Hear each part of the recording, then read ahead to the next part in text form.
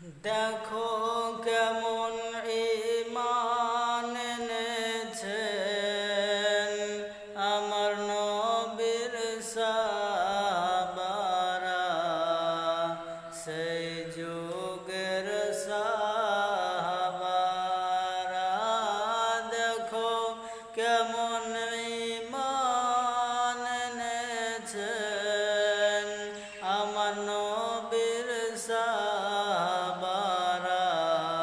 সেই যুগের সাহাবারা। হযরত বেলাল এনেছে ঈমান কত কষ্ট করে, মরুভূমির গরম বালুতে তাজা রক্ত ঝরে। তবুও বেলাল ছাড়েনি কোরআন, তবুও বেলাল ছাড়েনি